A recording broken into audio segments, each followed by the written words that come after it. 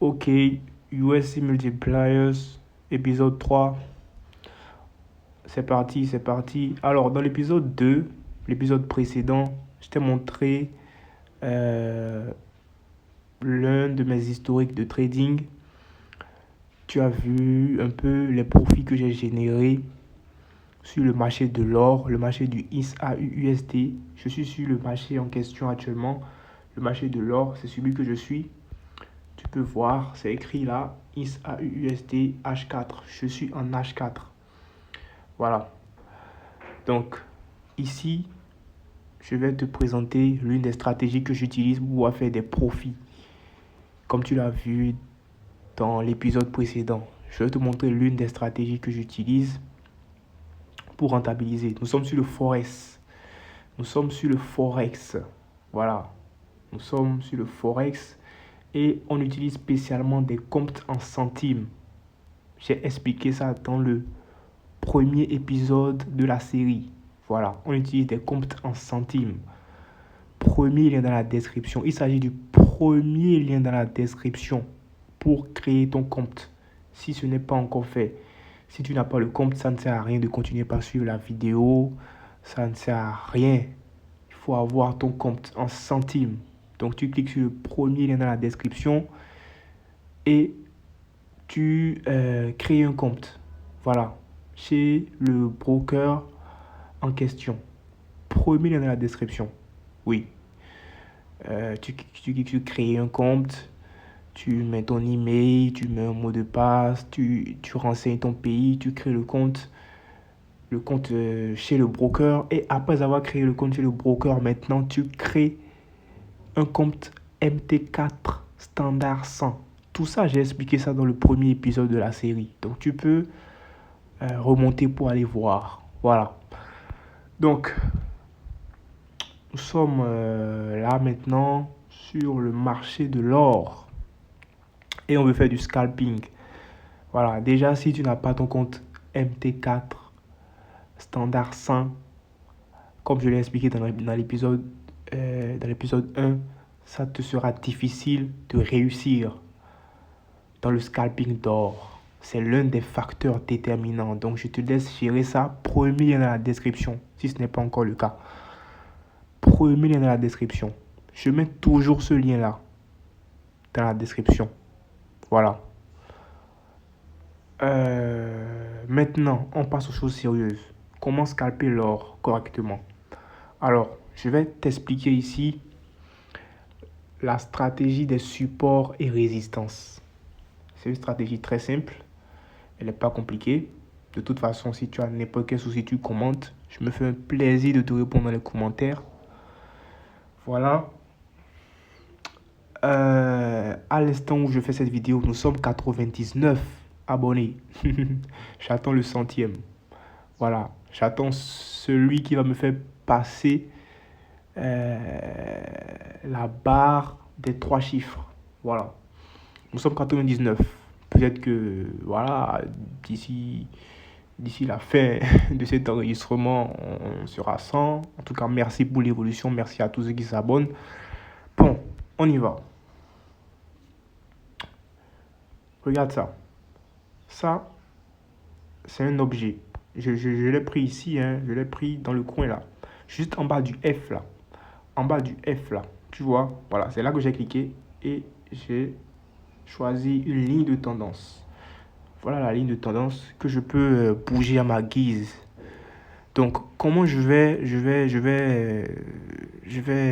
tracer la ligne là? Je vais me servir de deux pics, deux points. C'est deux points qui donnent une droite. C'est deux points qui donnent une droite. C'est par deux points que passe une droite. Ça, je ne sais plus dans quelle classe on a étudié ça. Mais il y a longtemps, hein. Il y a longtemps, hein. Peut-être même depuis le primaire qu'on nous disait ça. Je crois bien que depuis le primaire même, on nous disait ça. Donc ici, les deux points dont je me servis, ce sont les pics des prix. Les pics des prix. Les deux derniers pics vers le bas. Les deux derniers pics des prix vers le bas. Les deux derniers pics baissiers. Voilà le tout dernier pic baissier. C'est lui que je suis en train d'entourer là. Tu vois ça, c'est un pic. Parce qu'on voit que le prix vient là et euh, il rebondit, voilà, brusquement et il s'en va encore. Donc c'est un pic. C'est un pic. Voilà, c'est un pic. Ici, c'est l'avant-dernier pic. Donc les deux pics là me suffisent. Les deux pics là me suffisent. Maintenant, je viens ici. Je déplace ça comme ça. Je m'assure que ça passe par les deux pics. Je m'assure que ça passe par les deux pics. C'est bon comme ça. Oui, c'est bon. Ça peut aller. Ok, donc j'ai tracé là la ligne de tendance. J'ai bien tracé la ligne de tendance qui est plus précisément ici un support. C'est un support. Cette ligne rouge là est un support parce que cette ligne supporte le prix. C'est-à-dire que lorsque le prix voilà, lorsque le prix arrive à cette ligne là, elle rebondit. Voilà. C'est comme si je lance une boule à terre, elle va rebondir. Je lance une boule de tennis à terre, elle va rebondir. La terre est le support de la boule de tennis. La terre supporte. Voilà. Donc cette ligne-là, c'est le support. La ligne rouge, là, c'est le support. Tu as vu comment j'ai tracé le support? Je me suis servi des deux derniers pics baissiers. On est en H4. Je précise bien, on est en H4. Je me suis servi des deux derniers pics baissiers. J'ai tracé le support. Donc, le support, c'est cette ligne-là qui supporte le prix. C'est cette ligne-là que le prix n'arrive pas à, à,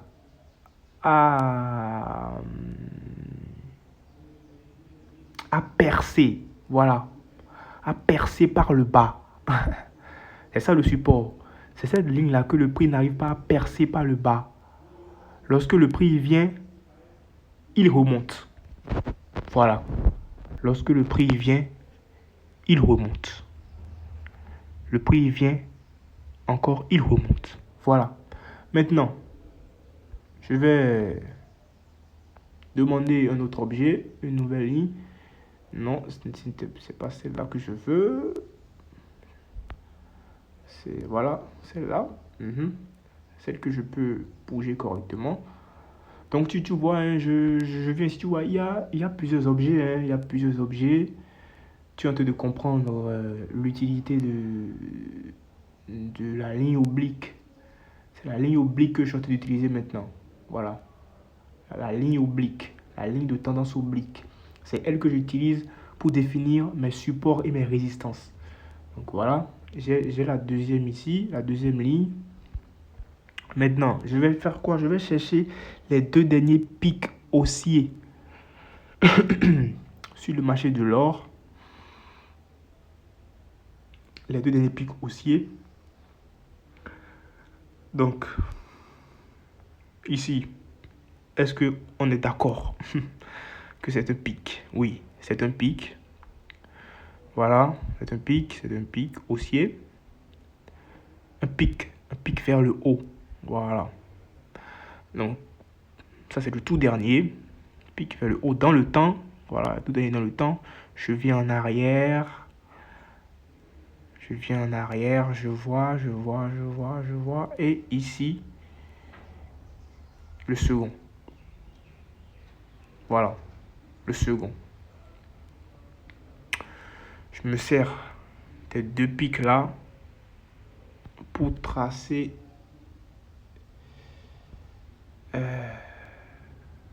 ça. Voilà. Ça passe bien par les deux pics. Je remonte ici un peu pour que, voilà, je remonte là, voilà. Donc, voilà. Voilà. Donc, j'ai tracé la résistance. J'ai tracé la résistance. Donc, il y a support maintenant et il y a résistance. Tu vois ça? Le support, c'est en bas là. C'est la ligne d'en bas là. La ligne rouge du bas. Et la résistance, c'est la ligne rouge du haut. Ok. Donc, le prix bouge entre la résistance et le support. Le prix oscille entre la résistance et le support. On est bien d'accord. Voilà. Maintenant, je vais aller en H1. Regarde en H1 ce que ça donne. Regarde en H1 ce que ça donne. C'est la même chose. Hein. Les lignes que j'ai tracées sont toujours là. Tu vois un peu. Et c'est les derniers mouvements qui nous intéressent. Il ne sert à rien d'aller en arrière, en arrière. Non, non, non. C'est les derniers mouvements qui nous intéressent. Voilà. Je reviens en H4. Je zoome. J'ai tracé ça comme ça. Maintenant,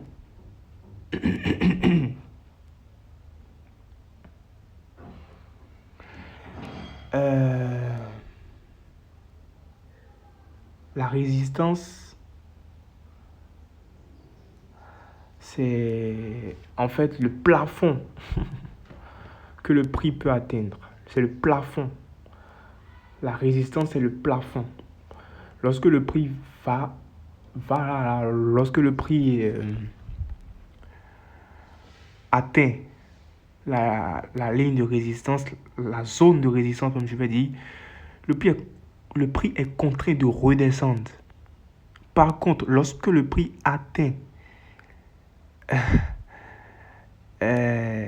la zone de support, le prix est contraint de remonter. Voilà. Tu vois un peu? Ce qui fait que le prix oscille entre la résistance et le support. On appelle ça un canal. Un canal. Lorsqu'on trace un support et qu'on trace une résistance, on obtient un canal. Un canal. Et le prix est dans le canal. Voilà. Maintenant, voilà notre canal. J'ai tracé donc un canal. On va maintenant s'intéresser à la position actuelle, la dernière position. C'est-à-dire que la dernière bougie, la position à l'instant T du prix par rapport au canal. Le prix est situé où dans le canal que j'ai tracé là? Le prix est situé à quel endroit dans le canal où j'ai tracé là? Ici, on voit bien que le prix est très proche du support. Le prix est très proche du support. Voilà. Et un peu éloigné de la résistance. Et ça, c'est quoi? C'est un signal d'achat. Et encore qu'on fait du scalping, ça sera très beau à voir. Parce que le scalping, c'est de profiter des petits mouvements. Le scalping, c'est de profiter des petits mouvements. Donc, je récapitule. On identifie les deux derniers pics, que ce soit baissier ou haussier. On s'en sert pour tracer le support et la résistance. On obtient un canal.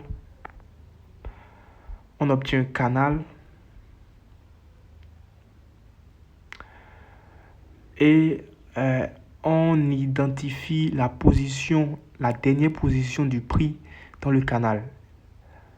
Est-ce que le prix est dans la zone du support ou est-ce que le prix est dans la zone de la résistance? Si le prix est dans la zone du support, on sait que le support fait rebondir.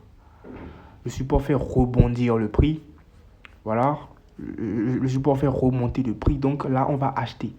Si on voit que le prix est dans la zone du support, on va acheter. On se place en achat. boy. Et on attend des petits mouvements pour prendre ses profits. Je vais même te donner un TP. Un TP là, si c'est que je me mets à acheter. Voilà, maintenant j'ai pris une ligne. Tu as vu que maintenant j'ai pris une ligne. Comment je vais dire ça? Une ligne droite, hein? Une ligne droite, pas oblique. Ouais, tu as vu? Donc, c'est pour te montrer là. Donc, tranquillement, je vois que ici le prix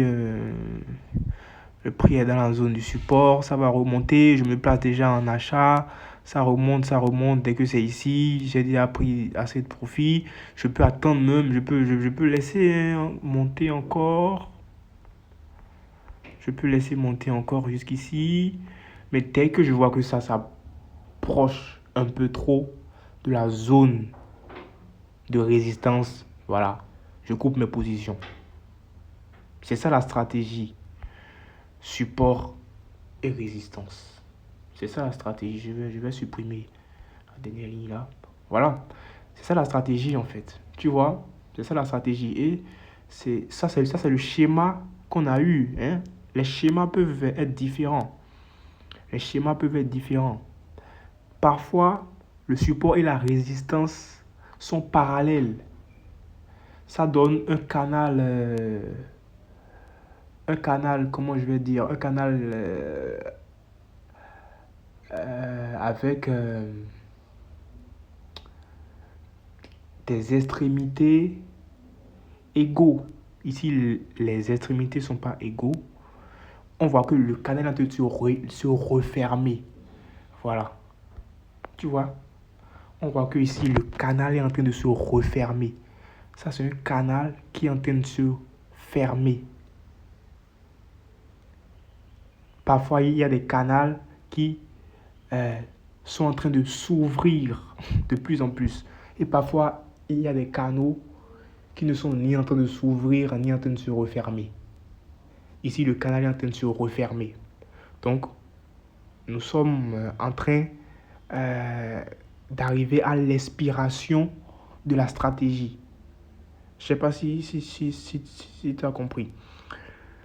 Donc, voilà, c'est la première partie d'explication de stratégie sur l'or. C'est USC Multipliers, c'est l'épisode 3. Et c'est la première fois dans la série que j'explique une stratégie de trading. N'hésite pas à poser tes questions en commentaire. Merci de m'avoir suivi. On se dit à la prochaine.